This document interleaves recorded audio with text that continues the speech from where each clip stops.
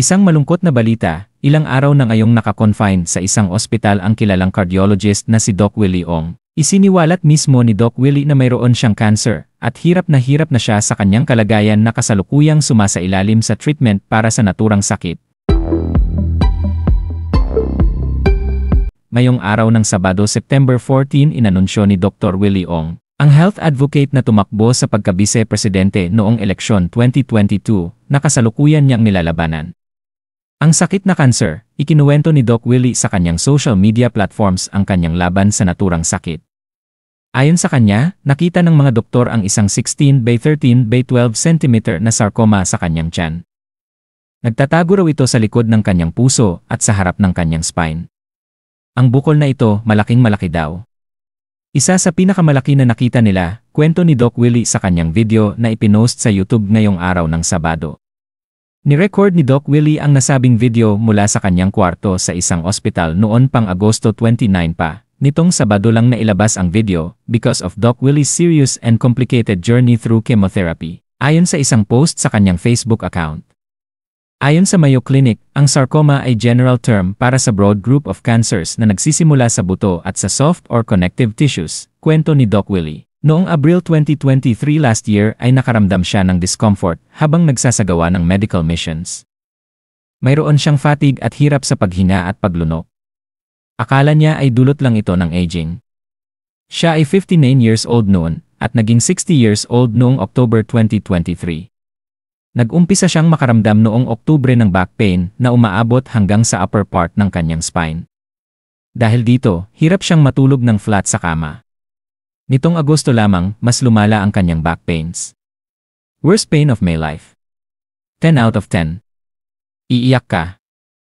Buong gabi walang tulog, you will cry out in pain. The whole night you won't be able to sleep, kwento ni Doc Willie. Na-confine siya sa isang ospital abroad at na-diagnose ng sarcoma.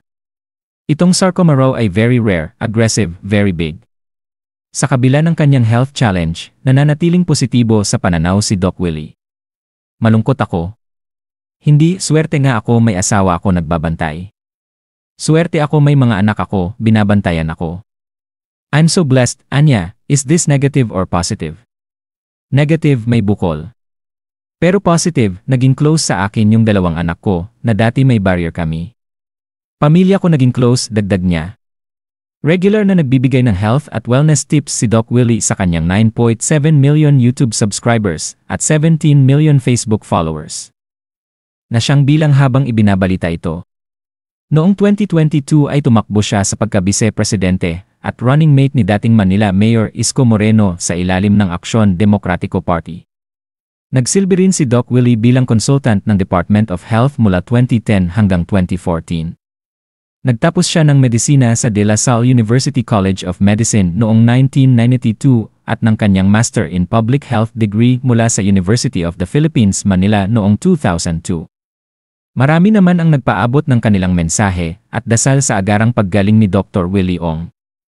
Ayoko lokohin followers ko, mahal ko followers. Actually, parang 4 na araw na kami dito sa hospital. Nakakimo. Worst pain of my life, 10 out of 10. Iiyak ka. Humihiyaw lang buong gabi. Sasakit siya para siyang may kutsilyo na may sumasaksak sa likod mo.